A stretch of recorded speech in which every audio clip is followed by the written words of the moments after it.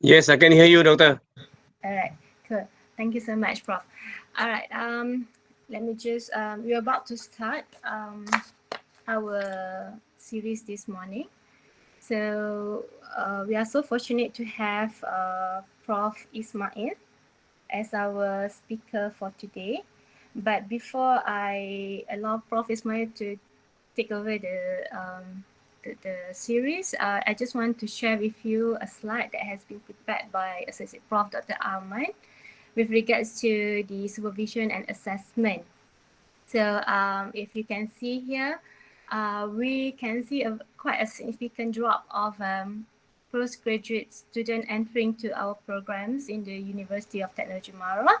From the year of 2019 to 2020, you can see a significant drop here, and I guess that it could be due to so many reasons, and one of the main reasons actually may be the pandemic, the COVID-19 pandemic. Okay, and if you can see here, these are actually the new intake by faculties. The applied science faculty is actually dominating since 2005 until now, with the grand total of 1,689. Whereas for the PhD, it's more for the faculty of business as of today. The data that has been, not really, actually, they is scattered around. Dr. Alina, you haven't shared your slide. Oh, really? I'm Yeah, sorry. yeah. Yes, you can see your face, but we don't see the slide. All right, good. Thanks. Thanks You for. share, you share. Okay, right. All right.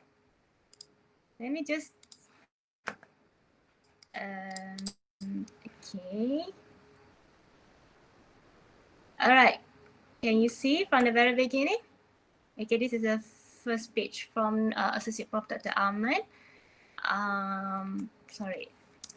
Okay, this is the number of students. I just repeat it again. Number of students entering to our postgraduate program. As I mentioned earlier just now, we can see a significant drop from 2019 to 2020. So as it could be due to so many reasons. One of it could be due to the COVID-19. And then these are the new intake by faculty.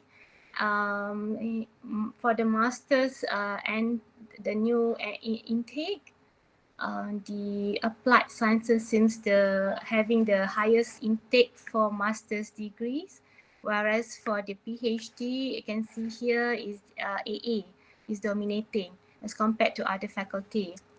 And usually when we have new students, the first slide that we share with the student is how actually they can get the graduate on time. And partly this is very important whenever they touch down, I mean, when they enter to our faculty, we actually will emphasize to them when is their time to do the DRP, when can they actually submit their thesis, when they can go for Viva, and finally their result can be endorsed in the Senate. All right. For the students going for DRP, the table here indicate the time length given by IPSIS. Usually for masters, we will very much encourage our students to do the DRP within the first month until the 6th month, whereas for PhD, less than 1 year. And whereas for the part-time is within 12 months and PhD should be done within the 8 months. Okay, as for the DRP, I think the main responsibility fall under the supervisors. Of course, supervisor has the need to play an important role in terms of pushing not really pushing, but monitoring your students. At least they can go for the DRP, the Defense Research Proposal, within the time frame given by IPSIS. This is a slide on the Viva status. I would like to highlight on the colored here. Usually when the students send for intention to submit thesis, then the faculty need to work very hard in terms of accommodating the Viva session for the students, and upon the Viva they need to do the correction if needed. So the time here, if you can see, we try to avoid more than 1 year for the Viva itself. Okay, and usually after Viva, the student is either getting minor or major correction. So again, the color coded here play an important role. We try for the minor correction, we try to make it less than 2 months, but still we can see the red colors here, which means some of the students, although they get minor correction, they still need to go for more than 12 months to submit back the thesis. So I guess here again, the responsibility comes back to the supervisors in terms of to really monitor the students submit back the thesis within the time frame given, and try to avoid more than 1 year just for minor correction. What more for major correction? It could be, when the student get major correction, somehow it could be quite depressed at the student side, but yeah, we have to still encourage the student, bring them back to the track, and try to help them whenever possible. So this is the most important part. Whenever we want to see, towards the end of the journey, we would like to see, if possible, our students graduate on time. So for the PhD, we can see that 13% of our population, student population, is actually getting the GOT. Whereas for masters, it's only for 5%. So something need to be pointed here, so that we can actually push this number up. And last but not least, before we hear our speaker, I pass the platform back to the speaker. I would like to invite you to scan this what I call the code, so that you can fill in the form and then submit back to the IPSIS for the attendance. Okay, Prof. Ismail, are you ready? Yes, doctor, ready, inshallah. Okay, just give me 2 minutes to share about you. So I did some research about you early this morning. So it's very fortunate to have you today. As I can see, you are actually a senior lecturer in electrical engineering, if I'm mistaken. Am I correct? Not senior lecturer, because senior lecturer is DS52. Sorry, It's the professor. Yes, sorry, Prof. I'm sorry, my data here not updated. Yeah, Prof, I'm sorry. Professor Engineer Dr. Ismail Musirin, okay, from the electrical engineering. So I also checked on your Google Scholar. You have a hard citation of 3,224 with H index of 22 and ITAC index of 89.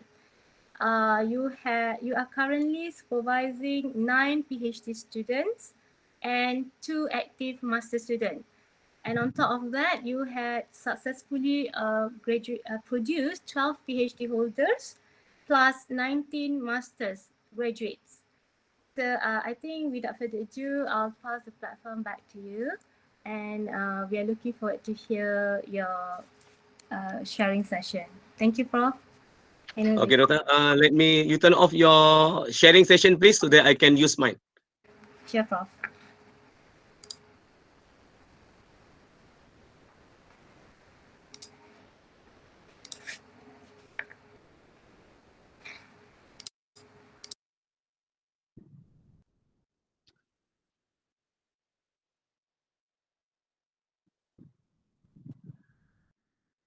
Can you see my slide? Yes, Prof. Okay, thank you very much, Dr. Alina. Bismillahirrahmanirrahim. Alhamdulillahi Rabbil Alamin. Wassalatu wassalamu ala Sayyidina Muhammadin Ashrafil Anbiya wal Mursalin wa ala alihi wa sahbihi ajma'in. Assalamualaikum warahmatullahi wabarakatuh. So first of all, welcome to all of you to this online speech given by me. Okay, first of all, before I continue with my speech, allow me to say thank you, especially to Associate Professor Dr. Aman, head of graduate school. Next one is appreciation to Dr. Alina for chairing this session, and also to our respected Dean at IPSIS, Professor Dr. Haslinda. So before we start, allow me to introduce myself a bit. My name is Ismail bin Musirin. So I have been in UiTM for actually 28 years this year. Okay. So I was given an opportunity to share with you 1 hour sharing session. So for your information, I'm currently at level 18, level 18 Twin Tower, Faculty of Electrical Engineering, Twin Tower number 2. Okay. So the title given to me to share with you here today is basically title on supervision PhD students or postgraduate student. In the first place, Dr. Aman mentioned to me, so he would like me to share my uh, my effort. How do I do the publicity and so on? So from the depth of my heart, I would like to frankly speak to all of you here uh, that I did not exactly or basically doing marketing or doing publicity and so on. Okay, before I forget, I would like to say thank you to my friends. I can see my friend Professor Kala there, Professor Manso, Professor Chen Ai Hong, and so on. Thank you to all of you, and also thank you to all of you for being here today with me. Okay. So I try to retune my title of the speech today to be potential students and their search for you. Okay. So when I give talk to participants. Recently, I give talk to ILD, to new PhD potential student at among the UiTM staff. I normally give to several sites like this to give them motivation. So this is basically the picture being taken by the secretariat during the graduation time or convocation of UiTM. I think this one is back several years ago, okay, because during that time, Allahyarham Sultan Kedah was the chancellor of UiTM. And then I would like to share you a bit about this one. This is a slide to show the difference between diploma and then first degree. First degree, uh, the gown, you can say that you can see with one lane followed by the master's degree with 2 lanes, or sorry, 2 lines. And for the PhD, we have 3 lines, and they are wearing bonnet, and they are not wearing motabot for the PhD graduate. Okay, and I also share with all the attendees normally this picture. On the left, you can see that bonnet. Bonnet is worn by the PhD graduate, and one day before the graduation time or before the graduation day, which is normally on Saturday, IPSIS will organize a day, which is special day. We call it as hooding ceremony. So hooding ceremony is a ceremony to celebrate or to put the hood on the PhD graduate by the supervisors, co-supervisors, and maybe the dean or head of a department. Okay, I got my PhD from UiTM. My graduation day was in 2005. I happened to be PhD graduate number 7 of the whole UiT system. So PhD graduate number 1 to number 6, they are all graduates supervised from Professor Allahyarham, Professor Torrance from Faculty of Architecture and Built Environment. Mine is actually number 7. So they mentioned to me, okay, Dr. Ismail, you have broken our record. So you can see that. So I'm in the number 2 position. Right to me is Dr. Hisham, and on the left is actually Dr. Ezani. So during that time, the chancellor was Raja Perlis. Okay. So before I start with my talk. Allow me to introduce my Sifu, my gurus. So my PhD research was supervised by Professor Dr. Titi Hawa Abdul Rahman.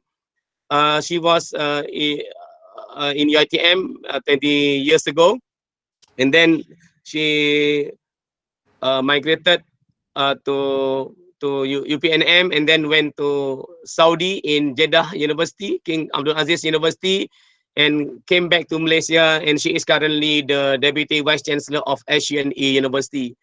Professor Dr. Tidawa Abdul Rahman was supervised by Tan Sri Gaus Jasmond from and he was the first president of MMU, and he went back to becoming the Vice Chancellor, and now he is I think the pengurusi of lembaga LPU UPM.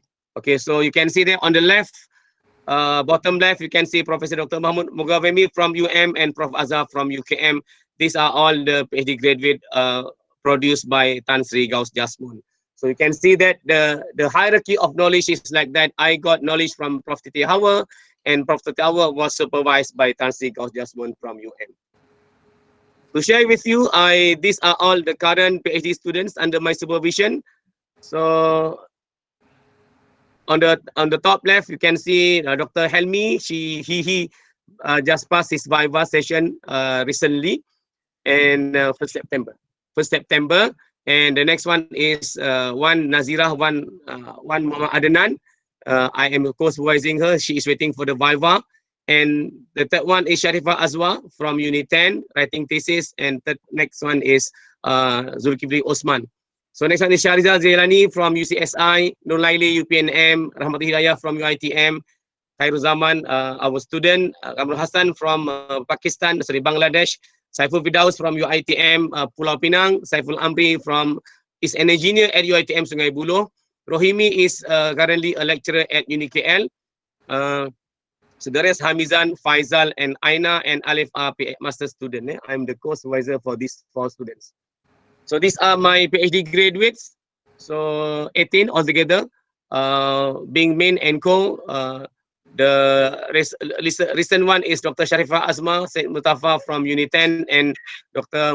Muhammad Atta Hussein from UNIMAP. So these 2 graduates, they have not experienced the convocation because we have a COVID-19 things like this. So even one more at the bottom left or bottom right here is Dr. Nur Zahira, also haven't gone through the convocation. Okay. These are all my PhD masters and PhD masters graduate.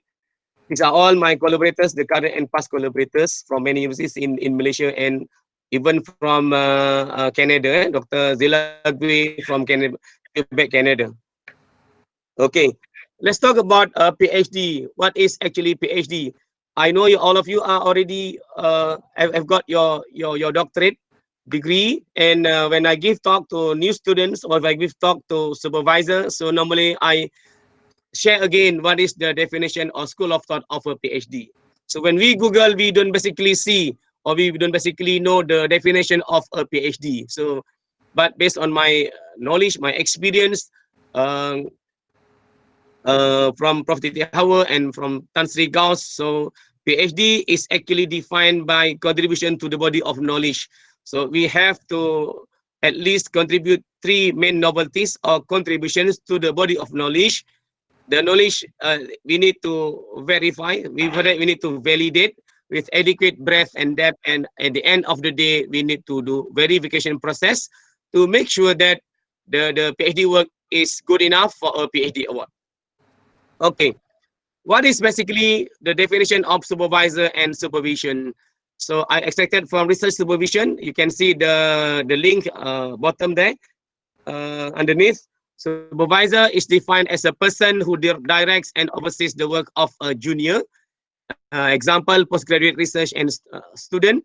An effective working relationship with your supervisory team is key to your success as postgraduate research student. Doctoral study requires high level of interdependence.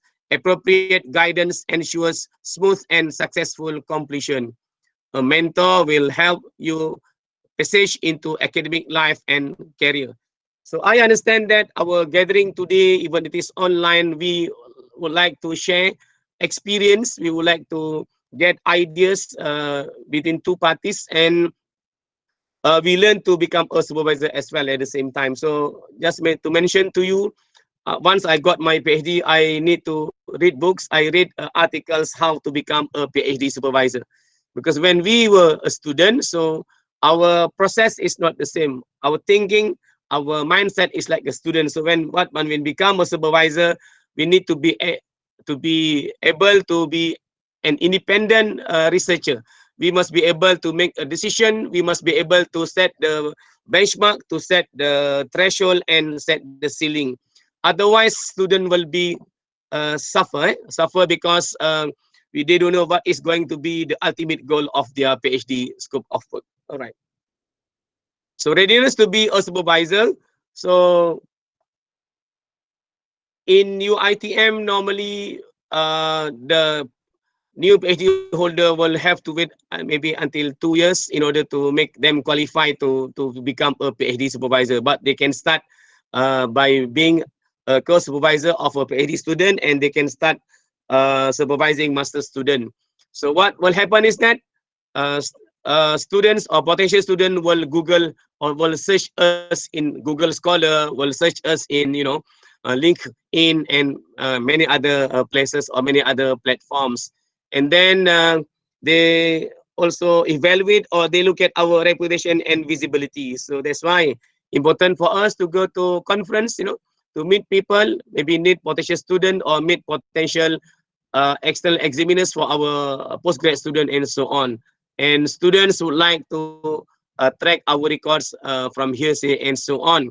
And they also would like to see our publication, how strong we are in terms of publication, and what kind of journals we have published in our research work.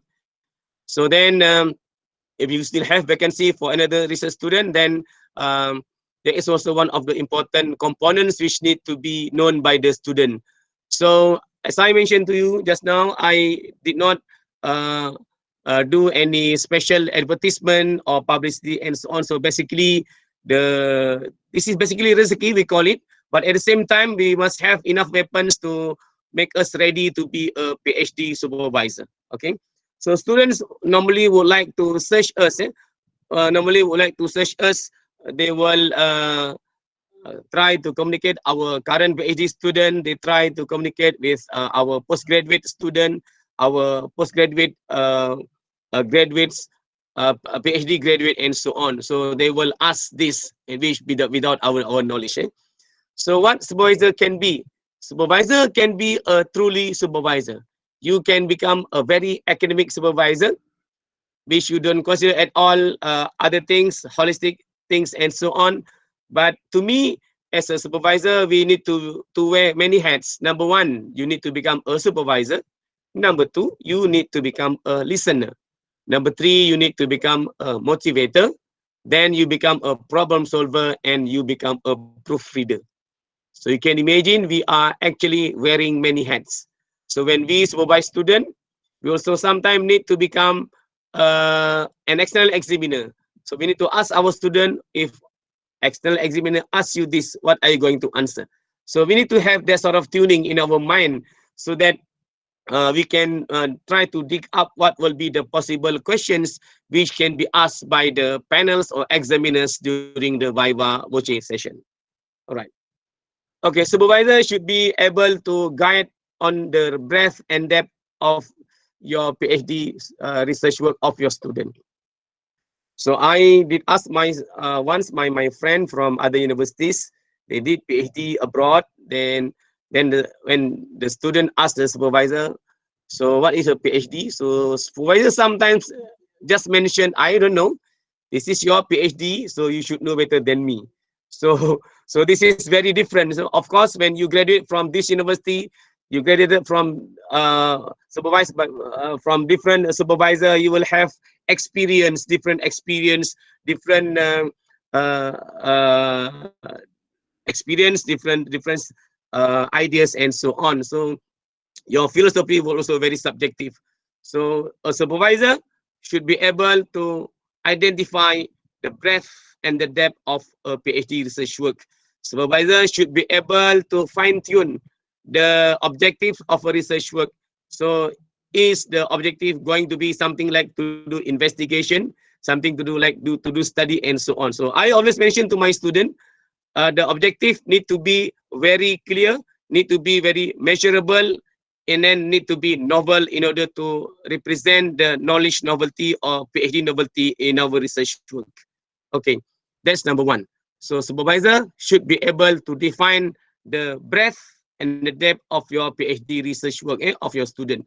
So then from there you can see, okay, you have done this, you have done that, and then you are ready to write your thesis. But normally my student will start writing their thesis in semester 3. I normally I don't ask my student to write their thesis in semester 6, 7, and so on. So I will start asking them to start writing up their thesis in semester 3. Number 2, identify the research elements in your students' PhD research work. So there is a difference between BAU and research novelty. Let's say we are using our normal procedure. We are using the published algorithm by somebody else, by the previous researchers. So if you just redo the thing without any new research element, to me, that one is not the research element of the PhD research work. So something has to be novel. So we as a supervisor need to be able to determine, okay, this is good, this is novel, this one can get PhD, this one cannot get PhD, this one is not good enough, this is BAU. BAU is business as usual. If a PhD scholar is just using the normal procedure without using their normal equations, without any added value into the current algorithm, into the current knowledge, so to me, it's quite tough to declare that one is one of the novelties in the PhD research work. The next step, next one is supervisor should be able to determine the threshold and the ceiling of a PhD research work, as I mentioned to you in the first one, and then verify your results, check the flow of your thesis, correct English, and so on. So that means a supervisor not only checking the research novelty. When we read the thesis of our student, sometimes we become an English corrector, we become an English proofreader, because the first one is that when we read the thesis of our students, sometimes our BP can become very high, so you need to try to calm down yourself, okay? Because number one, you need to check their English. That's number one. Like, I am eating the chicken. Correct English, subject and predicate. But let's say you say, I was eaten by the chicken. So sounds like correct English, but the meaning is wrong. So things like that we need to be able to check among the student. Okay, in their thesis. That's number one. Number two, as a supervisor, we need to check the validity of the statement or of the sentences written by our student in their thesis. That's number two. Number three, we need to be able to check the continuity of the story. When they write thesis, they write like a story, you know. So they need to write a report. So the English need to be like a reporting English and so on. And then we need to be able to check whether this English is really their English or they copy paste from somewhere else. So as a supervisor, we need to do that. So we need to have the guts, to have enough weapons so that it can make us able to become a supervisor which can check the English, check the validity of the statement, the continuity of the thesis, and so on and so forth. And then the next one, number four, we need to guide our students to write papers, journals, and so on. I normally ask my students to start writing their paper or journal in semester 2 or semester 3. So if they manage to get preliminary results from the first maybe research objective, so they should be able to write a simple conference paper or simple journal paper. Try to get your student to get their paper published in Scopus Index Journal or WOS Index Journal, and then give suggestion when they got stuck in their PhD research work. So I normally ask my student to meet me once in 2 weeks. One in 2 weeks, that means in 1 month, they need to meet me twice. So I have a WhatsApp group. So if they don't respond, so normally I will quote, okay, Mr. A, Mr. B, Miss C, and so on. So please update me on your PhD research progress. So, you know, they will feel panic, they will feel, you know, frightened, afraid, and so on. So of course, they will PM me personally. So no worries, I mentioned to my student, so if you are got stuck, if you are in the dark or middle of the tunnel, I give you a torch, so you don't know what to look for. So that's okay. You need to come to me. You need to meet me so that we try to solve what have you experienced so far. Sometimes they got problems. Sometimes they got problem with their spouse, you know. Sometimes they got problem with their kids. Sometimes they got problems with the real PhD work and so on. So being a supervisor, as I mentioned to you just now, we need to wear sometimes many hats, you know. You become a motivator, you become a listener, and then you become a people who will try to give suggestion and so on. Last one, motivate them when the student feel hopeless, demotivated, almost give up, and so on. Just want to share with you, one of my PhD student is a bachelor. So he said that, Prof, today this week I feel very demotivated. I feel very dry. So my question is very simple. Did you go for exercise? He said, no, Prof, I didn't go for exercise. So you need to go to exercise, make yourself sweating. You can cycle, you can walk, breastwalk, and so on. So those sort of things are basically all the uncontrolled variables, all the non-technical variables which can give influence to our PhD research student progress. Okay. Supervisors give keywords to the student. Okay, when we meet student, so we can become many categories of supervisors. I will show you later some categories of supervisor. So sometimes we just give keyword to the student. But like myself, I normally discuss what we want to do. I will mention to my student, okay, we will do this, and then you will develop this one. You will do this, and so on. So I will ask my student to read 50 papers, journal papers, the latest one. And then I will ask my student to find 3 problems from the objectives. So I normally will ask my student to start with the objectives. I will not ask my student to start with the literature review, because to me, literature review is a continuous process. So if to me, based on my experience, it's very subjective, of course. All of you got PhD from different places, from different countries, from different orientation, and so on. Of course, we will follow our teacher. But as for myself, once we have agreed to get the tentative objectives to be developed in the first place, make sure it is going to be 3 main objectives which will lead to 3 novelties to the body of knowledge, so that it can be awarded the PhD degree. So I will ask my student to read 50 papers, ask them to read the title, abstract, introduction, and conclusion, and I will ask them to use their logbook to do the summary and identify 3 problems, or we call it as problem statement formulation, right? This is how we call it as problem formulation, problem identification, problem statements, and so on. So that means the problem to me can be formulated later on after we have managed to get our objective correct. The next one, I will discuss with my student the contribution, the novelties, objective, and so on. Then formulate problem statements, and they can start doing their research. So normally I will ask my student immediately. So let's say they meet me in the very first day, after 1 month or after 2 weeks. So they will come back again to me. So I will discuss. So you start doing this. You start doing the maybe getting understanding of the previous algorithm by somebody else. Try to get the understanding of the previous technique developed by the previous researchers, and so on. Get the knowledge, and then start doing your real research contribution. Okay, first meeting with our research student. So you can choose to become supervisor style number 1. You will be doing this title. You can mention to the student, okay, Mr. A, Mr. B, you will be doing this title, or you can give them this keyword. That's number 1. Number 2, I want 3 novelties or contributions. So like myself, if I meet my student in the very first day, so before we shake hand, so I mentioned to them, okay, PhD is like this. You must have 3 contributions to the body of knowledge with adequate breadth and depth.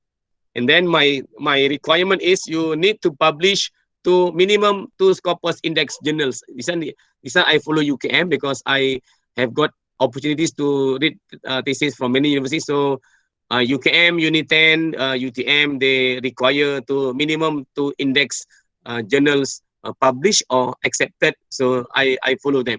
And then your thesis must be between 150 to 100 pages. References must be greater than 200 for 10 years. And the chapter of thesis could be 6 to 8 chapters. So I normally will discuss with my student, okay, after 2 or 3 semesters, okay, you're going to write 7 pages or 10 pages for chapter 1, chapter 2 between 30 to 40, chapter 3 first novelty between 40 to 50 pages, and so on. So at the end of the day, we will have ideas how many pages will be written by the students for their PhD thesis. And then meet me at least 2 months once. So just I mentioned at least 1 month meet twice. So this one I mentioned sometimes 2 months they need to meet me once. These are some papers. Please read. Find 50 more papers related to this thesis. That one is supervisor style number 1. So you can choose whichever category of supervisors you would like to choose. Okay. Number 2. Okay. Supervisor may just mention to the student, I got this problem. So far, my students have done this. So I want you to solve other problems using other techniques. Okay. Meet my postgraduate students in my lab and meet me again within 1 month to tell me your title. I will visit your lab from time to time. If I found that you are not around, you need to report to me. So this is the second category of the supervisor style. So up to you. You can choose to be like this or to be like the first style or whatsoever. Number 3, supervisor style number 3. My students have done these topics. Now I want you to search and find suitable topic outside this circle. Meet me next week to tell me your proposed title. So this one sometimes can lead to this motivation of the student, because student like us, when we do PhD, we try to get supervisors who are very tolerable, who can compromise, to try to understand and can help us. Also, when we become a supervisor, we need to be fair to our student. Okay, I will call you during my free time. If you don't come to the lab during the weekdays, then you replace it during the weekend. Yes, of course, my friend, you can see supervisors who normally sit in the lab and they will observe the students in front of him every day. So I don't know. To me, I didn't do this to my students. So I just stay in my level 18 and faculty of electrical engineering. So student will meet me here and I will not go to the lab, because I will give independence to the student to survive in their lab, so that they can feel the experience of doing PhD within their colleagues, within the environment, and so on. This is category or supervisor style number 3. Number 4, you can choose to become a supervisor like this. Have you got your topic and title of your thesis? Okay. So you can choose to be somebody like this. I don't know. This is your PhD. You don't have to ask me. Are you ready to do PhD under my supervision? So sometimes, quote unquote, supervisor like this, maybe this is a very clever supervisor, but I don't know.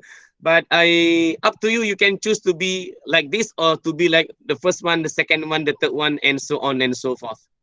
So, but you can see there are supervisors in the world who can become somebody like this. So supervisor asks the student, if you are not perform, that means you are not independent enough. So that means you are not fit to be my student. So you can choose whatever categories you want to be as a supervisor. Okay. These are 2 pictures. I went to Auckland, New Zealand in 2008 with my PhD student. The first one is Dr. Helmi. Okay, I went with him. I went to New Zealand with him in 2018. I think in December. And the third person there is Shahrizal. He's a lecturer at UCSI. Okay, so I told my student, so all my male students, inshallah, will go to overseas once at least. So to present paper, and we will share something for the flight ticket and so on. Okay, advise your student so that they get the correct willingness to get it done. I mean, to get the PhD real done, and then good health and feel healthy. So sometimes you can go jogging together with our students. We can cycle together with our students. So number 1, you need to make them aware that PhD is actually very significant and very worth. Actually, it's really worth it. So try to motivate them to say that willingness to get it done. Okay. Once you have got your PhD, HEPA, the Viva, so you are okay. You feel like somebody else. You feel different. You feel different. We have got, because you have experienced the journey of doing a PhD research work. Number 3, self-driven motivation. So that's why sometimes I mentioned to you, as a supervisor, we can become a motivator. We can become a listener. Sometimes, your student are quarreling with their spouses and so on. So sometimes your female student cry in front of you. So you give them tissue. Okay, you have cried. So now continue doing your PhD. Okay. So self-driven motivation. So try to educate your student to become a self-driven motivation or independent people. Drive the daily self-access yourself. That means I will ask my student to have a logbook at the top there. So from 8 o'clock until maybe 5 o'clock in the late evening or in the late afternoon. So they will sit and evaluate themselves what have they done so far from 8 o'clock until 5 o'clock in the evening or in the late afternoon. So I normally ask my students, so you need to ask yourself what you have done so far today. Are you just reading the WhatsApp group from your 150 WhatsApp groups, or you have written a paper, or you have done the experiment, or you have collected data, or you have started writing thesis, and so on and so forth. So all this need to be educated in our students' feeling, or attitude. So next one is no need to please supervisor. So I mentioned to my student, you don't have to please me, because if you are okay, you can say okay. If you are not okay, you just mention I'm not okay, prof, today. So this week I'm really having trouble. So maybe I got this problem, that problem, and so on. So you can try to discuss. So maybe your student is stuck in the middle of the tunnel. So you need to invite them to sit in front of you. So talk to them slowly, calmly. Don't make them even more stressful, and so on. So that the motivation is always warm over there. So I advise my student to have logbook. I advise my student to have effective and worth time management. So they need to manage time. So let's say they are registering PhD in UiTM Shah Alam, but if they were to be technically or physically in Batu Pahat, Johor, so that means the distance is very far from the supervisor. So if the students does not manage to manage the time, of course, when you are away, when the students are away from the supervisor, so supervisor cannot trace the student progress. So try to advise students so that they can have effective and worth time management. And then next one is suitable or environment lab. Last week, I gave talk to potential PhD students among UiTM staff. So I mentioned to them, you need to be staying in the correct suitable environment. So they said, what if we become very demotivated? So we become demotivated because maybe we are alone in our room, we are alone in our house, so we don't go to the laboratory, we don't go to our postgraduate lab. So therefore, you are feeling very lonely. When they feel very lonely, so they cannot think better and they cannot get ideas from their friends. And so I try to give them advice to be in the correct and suitable environment or laboratory. And then the student need to discipline themselves. So once they have started the PhD, they need to be very determined. They need to be very straightforward. They need to have the guts to say that, okay, I want to get my PhD, so I want to get my PhD within 3 years, and so on and so forth. So I normally give sort of motivation to my PhD students and my master students. Okay, these are 10 types of supervisor. Number 1 is the clone supervisor. Number 2 is the cheap labor. Number 3 is the ghost supervisor. Number 4 is the charm, collateral damage. And then we have at the bottom, I cannot see that. Okay. And then creepy crawlers, captivate and counselor, click in training. I got this from the internet. So you can try to Google what are the 10 categories or 10 types of supervisors. So of course, from the clone, you want your student to be exactly like you. So that is the first category. The second type, cheap labor, maybe some supervisors would like to ask student to do unnecessary things. So try not to be like this when become a supervisor.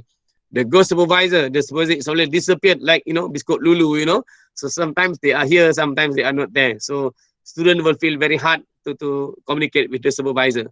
So these are all 10 types of supervisor which may happen in the world. Okay.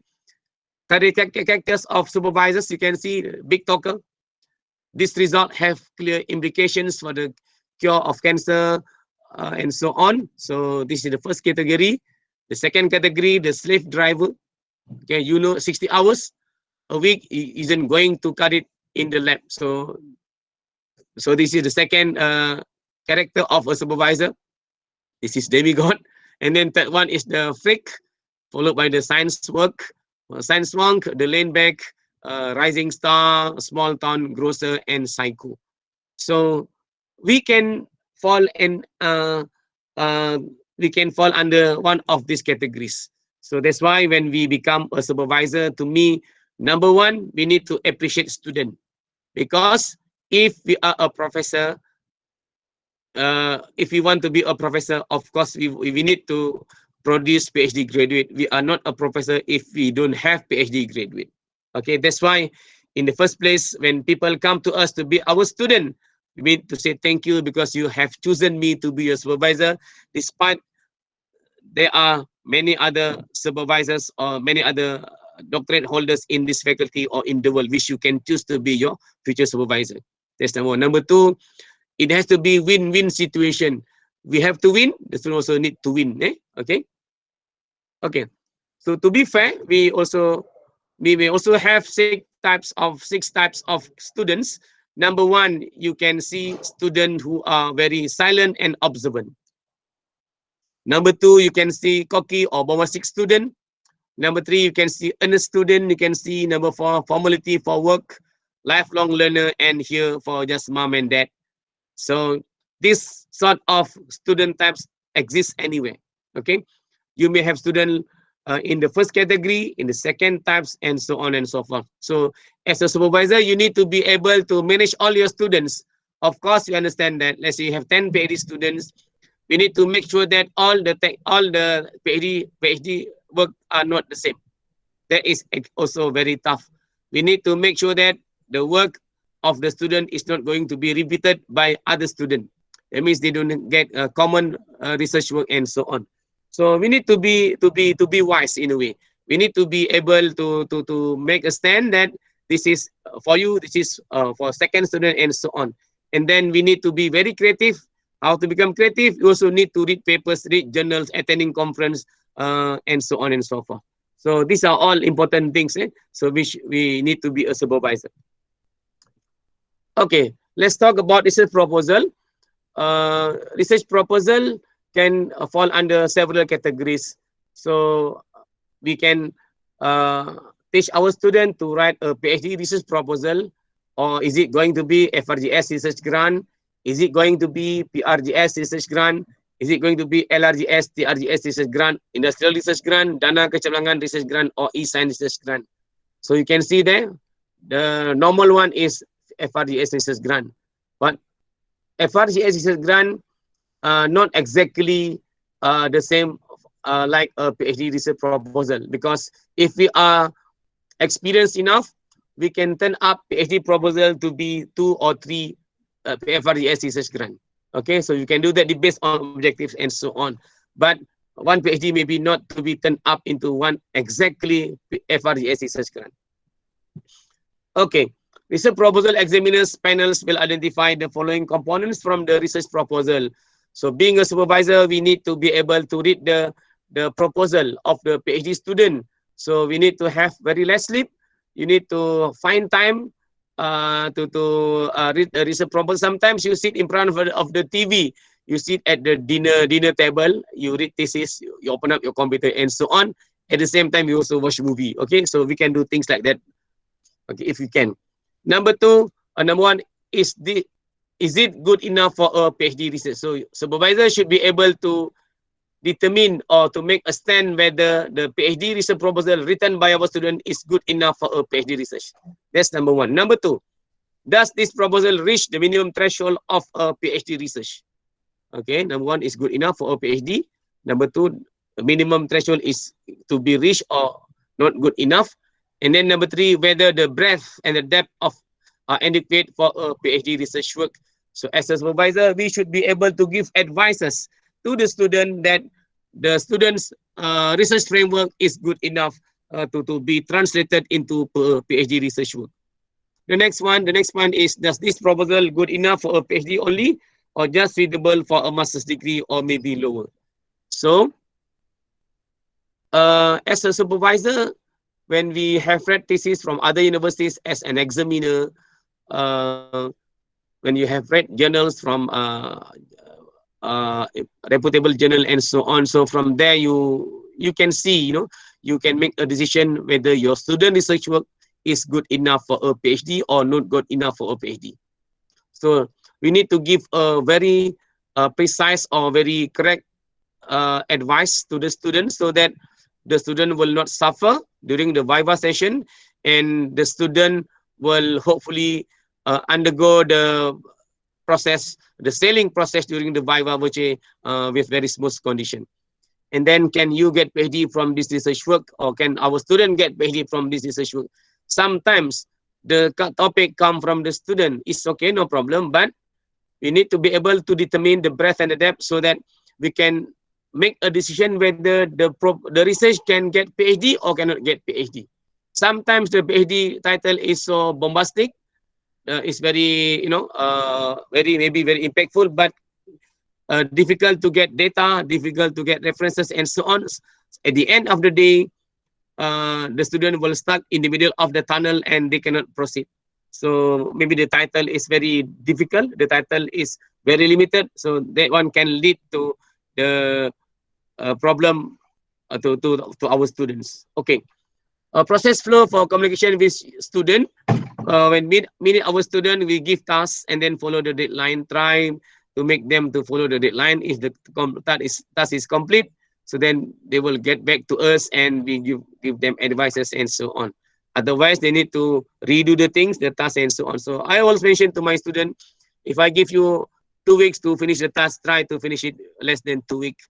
Less than 2 weeks. If the students are given tasks for 2 weeks and then they drag to become 2 months, so you can imagine they will extend the journey of their PhD student life. Okay, so this is communication with student is a non-stop process. So sometimes you need to wake them up, sometimes you need to remind them, sometimes you need to give them alarm, so that they don't run away from you. And don't forget, please don't run away from your student. If you run away from your student at the end of the day, so we need to answer lah, basically, yeah, because we need to fill up their progress report. Maybe sometimes we need to respond to the faculty and so on, why the student is not performing and vice versa. So that's why try to get close to your student professionally, technically, in terms of research and so on. Okay, this one is talking about defense of research proposal, DRP. So you can see on the very left, you can see supervisor normally gives the proposal of his past student as an example, and then supervisor nominates to panels. Supervisor should read the student's proposal and give them the feedback. So follow the deadline, just do it. Okay, student sent to the supervisor, we give back to the student, we correct this student supervise proposal from the students and so on, so that until it become a fully baked proposal. Okay, your proposal, the proposal should have 3 to 4 problem statements, must relate to the objectives. 3 to 4 main objectives must answer the problem statement between 20 to 30 pages, depending on the supervisor. So references, normally I ask my student to have between 50 to 100 references. So I always educate my student to put side by side the problem statement and the objectives, whether the objective can answer the problem statement or the objective is something else. Problem statement are something else. So if the problem statement cannot be answered by the objectives, that it will be giving problem to the student during the defense of research proposal. Okay, the next one important thing which we can share with the student is that the research framework or research design. So in the research framework and research design, we try to demonstrate the breadth and depth of the research work. That means the research framework or research design will be able to translate that this is going to be a 3 years or 3.5 years PhD research work, which will be translated into 6 or 7 chapters of thesis, yeah, in their PhD thesis, to demonstrate 3 PhD contributions. And this is not simply a one-way process. It has to be open, closed-loop process. So from there, you can see that problem statement need to be addressed by objective number 1 to formulate example. The example, objective 1, you can see that to formulate a new algorithm for solving computational burden in the current XYZ technique. So the problem could be the current technique is not good enough to address this problem. Maybe the current technique is computationally burdensome. The current technique is very complicated, is very complex and not easy to solve. Or the current technique is limited in terms of parameters and so on. So this sort of thing need to be tailored together between objective 1 and problem statement number 1. Objective tool is going to be the second novelty to develop a new model, to develop a new topology. So the problem could be the current model or the current topology has not considered problem related to this and so on, and the current, maybe the current model or the current topology are very limited and so on. So you can see that the objectives and the problem statement will answer each other. So that's why when we read thesis, when we read the research proposal, we need to put side by side between the problem statement and the objective. So they need to answer or correlate each other. And number 3, to develop a new integrated system that can solve blah, blah, blah, and so on. So therefore, the student need to formulate a problem statement which will become question to the objective number 3, to objective number 3. And along the way, all the objectives need to have a validation process. And then I will ask normally my student to perform comparative study. So then they test into small test system, maybe small size system, medium size or large size data and so on. Okay, then when they need to do comparative study, then to me it becomes a complete hierarchy or complete research framework or design for a PhD research work to be translated into 2.5 years or 3 years project. Okay, almost done. Checking your students' progress, supervisor, you can ask student, how is your research going on, gentlemen? Okay, you can proceed with the next novelty. Your deadline for next task is next 2 weeks, so can you do that? So try to get engaged to the student so that we can see the progress of the student, whether they can do it or not. Okay, make sure you are clear with what you have done, what have you solved. On the student side, Prof, I have completed this so far. I have done new algorithm, new material, new technique. I have done the testing, simulation, experiment using small, medium, and large and data size. Objective 1 has been achieved. I will proceed with the next step. Next, I'm going to write papers on this and so on. So those are the things. So basically, supervisor will have to know the progress of the student. Supervisor may change his head as an examiner if he wants. So do you have any answers if examiners ask you this question? What is this result is not normal, so you need to explain then. So we need to give a proper coaching between among our PhD student because otherwise they will simply do it as they feel correct in their heart. Okay, I myself, based on my experience, I normally will ask my student to do demonstration of the experiment in front of me, and then let's say they write computer programming, I will ask them to do demonstration. They need to open the laptop and show me on the laptop or show me on the slide. So the running of the process, the idea is to make sure that what has been developed by the student is correct. So we need, as a supervisor, we need to verify. We need to verify that the algorithm is correct, the technique is correct, the results are also correct. Not only looking at the result. Okay. Monitor students' performance. Semester 1 is over. Student knows what to do next, and can the student proceed with the research? The students see the clear goal and research novelties have been identified clearly. So after 1 semester, at least student need to know what about the objective. How about the first objective? Have they identified the first novelty? Have they identified the first objective, and so on? So then from there we can give advices to the student. Okay, and then the next one is talking about thesis.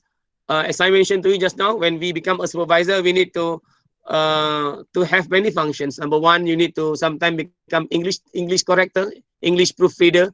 Sometimes the thesis of the student will have a few colors. Maybe we have a pen, red pen, blue pen, and then black pen, or maybe green pen, in order for us to sketch something on the PhD, our PhD student thesis.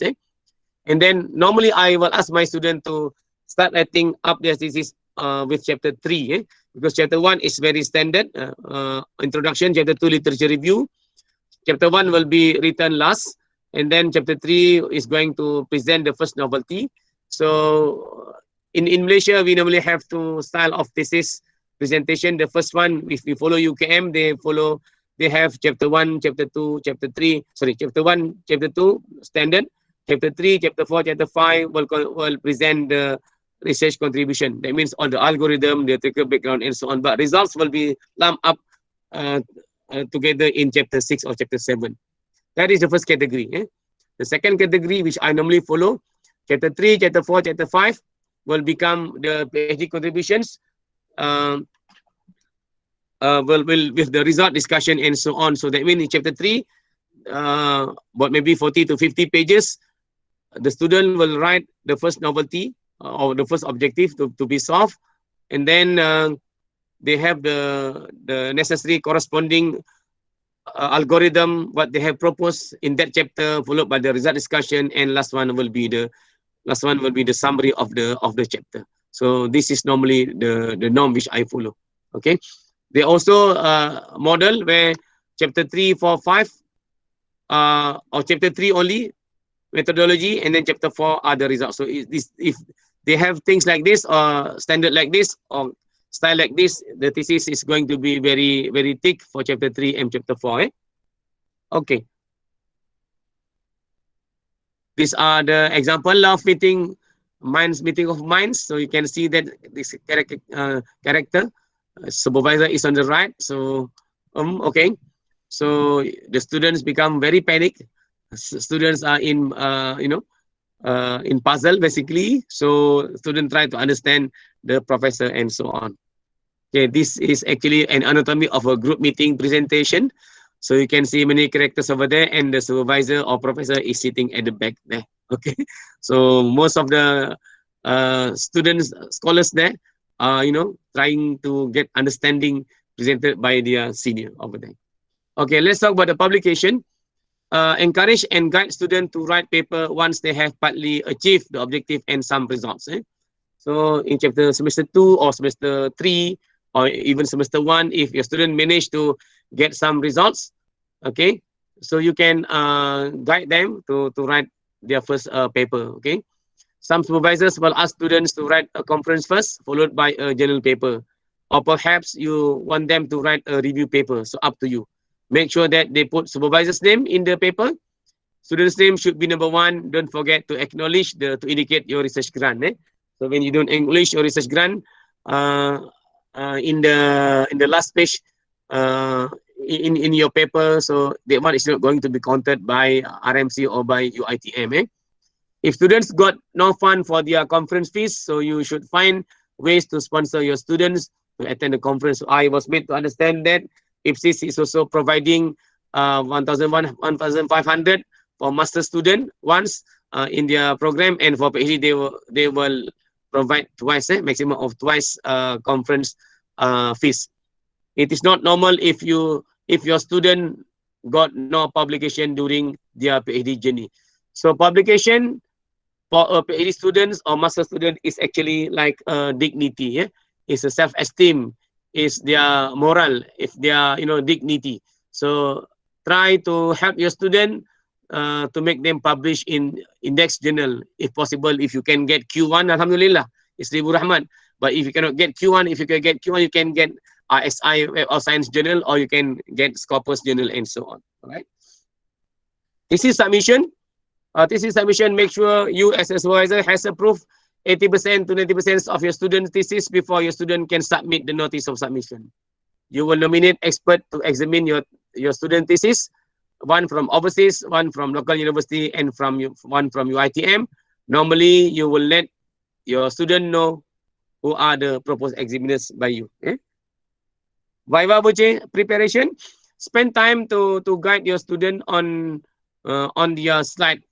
Okay, so need to understand that for PhD, normally they give like 20 to 25 minutes for the slide presentation. So students try to, try to present as many as possible. So try to limit. So normally my student, they will present like 50 slides for 25 minutes presentation. Ask your student to, again, to read their thesis. So number 3 is read their thesis. as supervisor, you can predict what would be the questions during the Viva.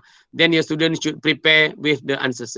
So you can ask them, you can do mock Viva. Some faculties organize mock Viva, but my faculty, they don't against mock Viva. So the supervisor need to be very creative, need to make sure that the student read the thesis before they undergo the Viva Voce process. Every word sentence appeared in the thesis of the student can lead to confusion. So students are answerable for even a single sentence. One confusing sentence may possibly lead to 30-minute discussion. Your student needs to defend his her work. It is his her PhD. Supervisor is forced to silent. Even we sometimes as a supervisor we feel very impatient. We try to answer. But if you want to answer during the Viva session, so you need to get permission from the chairman of the Viva. Okay. It is professional. So normally a good supervisor will note down all questions raised by examiners during the Viva Voce. So I normally will open up my student thesis. When the panel asks questions, I will turn up to the corresponding pages and I will write down what need to be answered and so on. So like Helmi here just now, Helmi just got his report yesterday, but he actually has finished doing the correction last week. So today he come here today to my office to discuss the response to panel. Okay, post Viva, tell your student not to feel too bad about the experience during the Viva Voce. His or her ski could be different as compared to others. Hopefully, he or she will sail smoothly. After Viva Voce, set a date to meet your student to discuss about the correction. Don't take too long, else it is not fresh anymore. Open page by page for all the questions or correction raised by the examiners. Inshallah, it will be fine. No worries. Remember, it is almost done. Believe me. So give motivation to the student. Once they have passed the Viva, inshallah, they will get PhD. Don't worry. So these are some sharing. Students need to submit this thesis in this form. This is entirely your students' part to get it done. Supervisor will not check the complete formatting. IFSIS will do it, but we can go through, make sure they follow the format. We have IFSIS has prepared the format, so the template, so student can simply follow the template. Student will submit the hardbound thesis to the faculty after approval by IFSIS. Ask your student not to forget the copies for the supervisors. Ask your student to give copy for you and for your for his co-supervisor. Okay, this is actually a letter for the for the hooding ceremony. Okay, just last one, almost last one, but not the least. Examiners in UITM, in other places, in UM. In UITM, we are required to have one overseas external examiner, one external examiner from Malaysia, and one internal examiner. From UM, 2 overseas external examiners and 1 internal examiner. In UPM, 1 overseas external examiner and 1 internal examiner from Malaysia, overseas, or the university. 1 internal examiner from the university, 1 external examiner from Malaysia. This is for UKM, UTM, and UTHM. And for UTP, Uniten, UNIMAP, UMP, UIA, they normally will ask, they will appoint 1 internal examiner from the university and 2 external examiners from Malaysia. But these days, normally, like UTP, UNIMAP, UMP, and so on, they will only call 1 external examiner during the Viva session, for the Viva session, okay? So this is another character which can be experienced by our student, okay? So years before you think you can graduate, I always ask my student, make sure you follow the track. Inshallah, you will be getting your PhD. Don't worry. But you cannot stop 40 consecutive days. Okay. Why people fail or incomplete their PhD? This is not complete, and then fail for plagiarized issues and correction not done. So make sure as a supervisor, we need to make sure that for their sake and for our sake as well, we need to make sure that our student do the correction and submit the correction and make sure it is done. Hopefully they will sail smoothly. Okay, this is some sharing session. You can see on the first left is Dr. Azma. Dr. Azma from Unit 10. She has passed a Viva, I think during in March during the MCO. This one, Dr. Zahira. Dr. Zahira got two kids, you know, twin brothers, twin boys. After got PhD, his husband is beside her. The husband. This one is Dr. Zahira and Dr. This is my room. You can see my room has a lot of things over there. This is Muhammad Khairul Zaman. Okay, this one Dr. Zahira, and this one on the right here, you can see an Indian lady here. So these are two lecturers from Uni 10.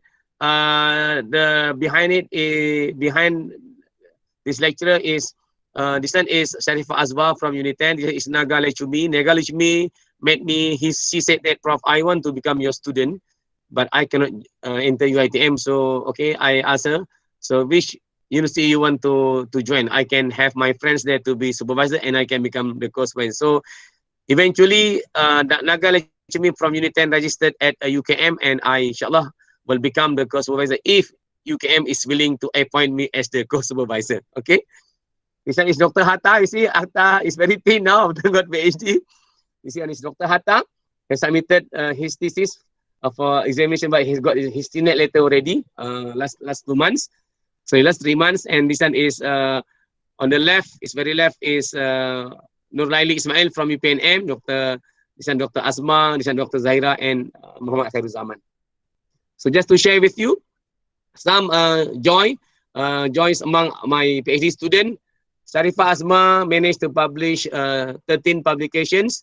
She got 9 Scopus Index Journal, 1 Q1 Q journal, 2 non-index journal, 2 Scopus Index Proceedings, and 4 copyrights, and 2 awards. This one is Dr. Asma. Dr. Muhammad Hatta from UNIMAP, he managed to get 9 publications, 3 Scopus Index Journal, 4 non-index journals, 2 Scopus Index Proceeding. I brought him to, I brought him to Dubai in 2000, if I'm not mistaken, 2015 or 16, like that. Dr. Siti Rafida from UNIMAP, she got 13 publications, 2 Scopus Index Proceeding, 3 non-index journals, and 9 Scopus Index journals. Dr. Siti Rafida. And recently, Alhamdulillah, Muhammad Helmi from Uni 10, he, Alhamdulillah, he got 25 publications, you know. So he got 3 Scopus Index Proceeding, 1 in Japan, 1 in London, 1 in Australia. And then two Web of Science Index Journal and 20 Scopus Index Journals. So I mentioned to him, you feel worth? Yes, very worth, Prof. Okay, so Helmi has finished doing the correction. Only one day he finished doing the correction, and then we discussed about the correction, and then he do it on the thesis, and today he is in front of me to submit for me to verify the correction and to be submitted to the graded office at FKE. This is holding ceremony, something which can share with our student. This is during the big day of our students. So this is Dr. Azwan. Dr. Muhammad Murtada is my collaborator. This is me. This one is Dr. Daw Salah from Libya. This is wife of Dr. Azwan. Okay, this is holding ceremony, 14th April 2017, one day before the graduation day of UITM, 15th April 2017. I think that's all for my sharing session today, Dr. Azrina. So thank you very much for your listening. So this is sharing session of experience, not to brag about myself or whatsoever. Thank you very much. Assalamualaikum warahmatullahi wabarakatuh. I will give back my mic to Dr. Azrina. Thank you. Okay, thank you so much, Prof. Engineer Dr. Ismail Musirin, for such an inspiring and motivating session. So with that, I would like to invite the participants, if you have any question that you would like to ask to Prof. Ismail Musirin.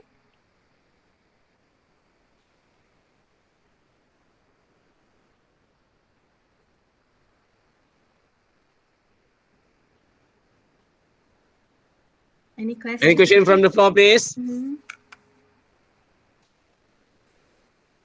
Prof, can I just ask?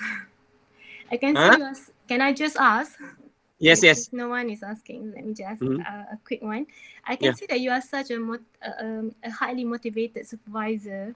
So probably can you share with us if you have, like, you know, sometimes we have students, we have advised them so many times, but you know the students remain the same. So do you have any word of advice for that? Oh, you mean you have given advice to your students, but they feel demotivated, right? Yeah, remain the same, Okay. no changes. Okay. I asked my student. I talked to one of my PhD student. I mentioned to him, you know, when I accept you as my PhD student, I am actually adding another responsibility on my shoulder.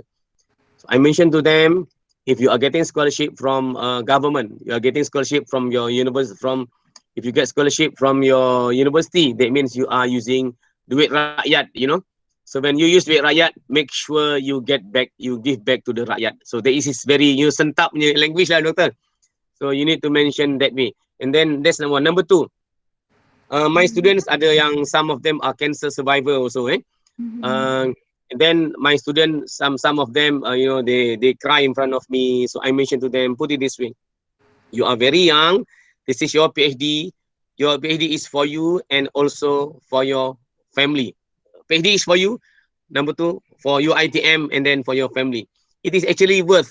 It is actually worth because during the convocation day, when Agong said that, when YDPA, our chancellor, mentioned this statement, dengan kuasa yang ada pada saya, maka dengan ini saya menganugerahkan ijazah Doktor Falsafah, ijazah sarjana muda dan ijazah dan diploma kepada nama-nama seperti yang tertera di dalam buku cerita mata. Dan bunyi gong deng deng deng deng like that one, right? So that one is actually very significant and very meaningful. Mesti kita akan menangis keluar air mata kan. So whether feel happy, you feel happy, it's actually worth. So you need to make sure that I mentioned to my student, if you want to succeed, kalau you nak berjaya, you need to look at the successful people. You don't look at the dropout people. So of course, when they don't manage to get it done, so of course they will have their own reasons and so on. They try to run away from people and so on. But to me, you can get PhD, maybe not tomorrow. You maybe will get PhD after another year and after 2 years and so on. But you cannot stop. So, but at the same time, you also need to look at the programming. Sometimes they stuck in the programming. Sometimes they stuck on getting ideas. So as a supervisor, I myself will check at the programming sometimes lah. Some not also because I want to make sure that the technique that they do is correct. So I don't look at the results alone. I will look at the progress. I will look at the algorithm. I will look at the many things lah basically.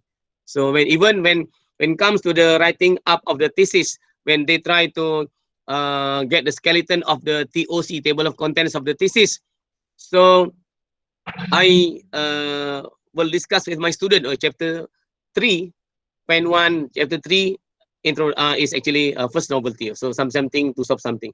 3 pen 1 introduction, 3 pen 2 maybe the current the background of the research work, and then the next one they need to talk about the proposed algorithm, and then they have result discussion. So all this will be discussed together between me and my students.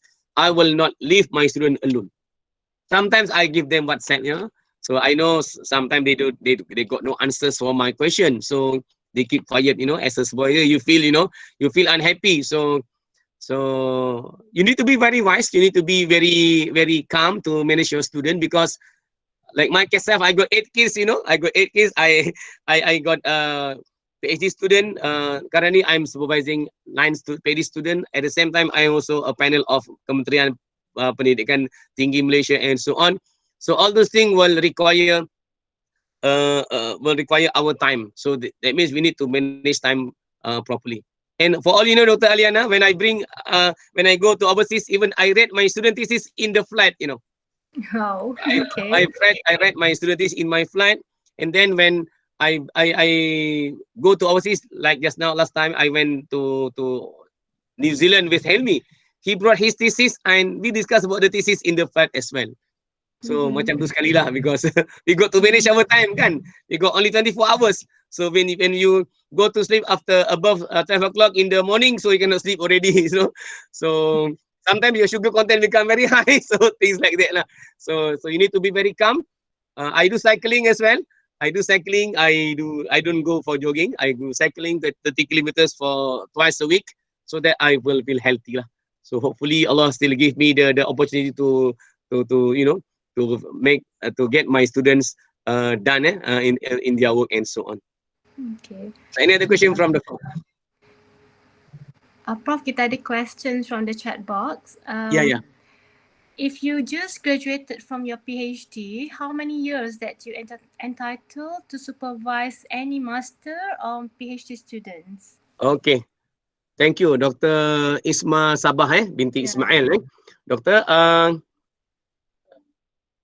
in my experience, last time when I got my PhD in 2005, after 1 year, I got my first master student. So we normally started with a master student.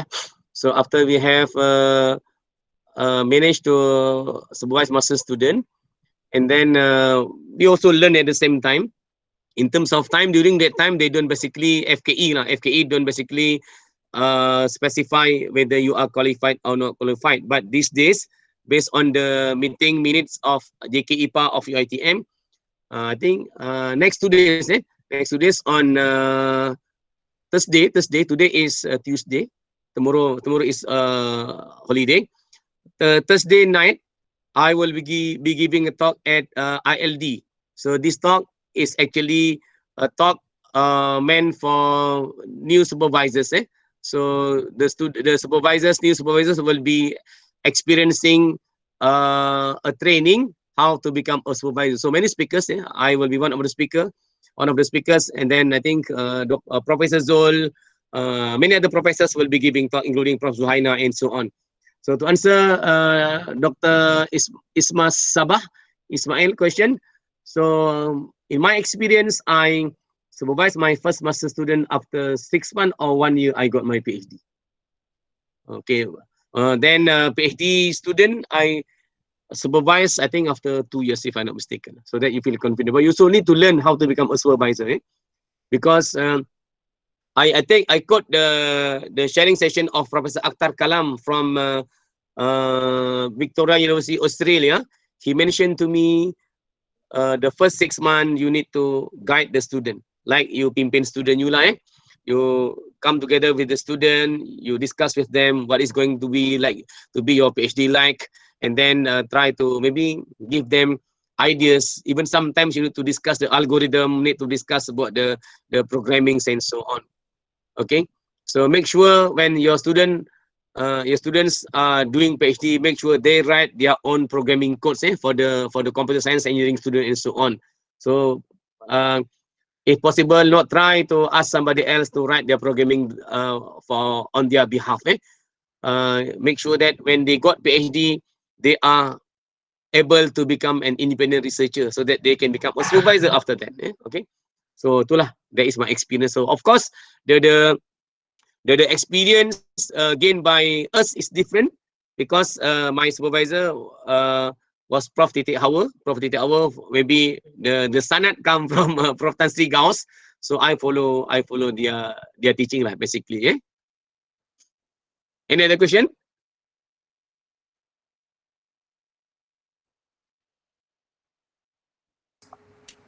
Okay. Any other questions from the participants? I think no more, Prof. So we're going to wrap up. So as Professor Engineer Dr. Ismail Musrin presenting at the very early presentation, the supervisors can become wearing many hats. So we are the listener, we are the motivator, we are also the English corrector, and most importantly, we are the guidance in the students' research. So to all participants, thank you for joining us in this sharing session. I hope we can be motivated after this in our journey to supervise our students in the future. So wishing all the best to everyone, and thank you very much. Assalamualaikum warahmatullahi wabarakatuh. Waalaikumsalam warahmatullahi wabarakatuh.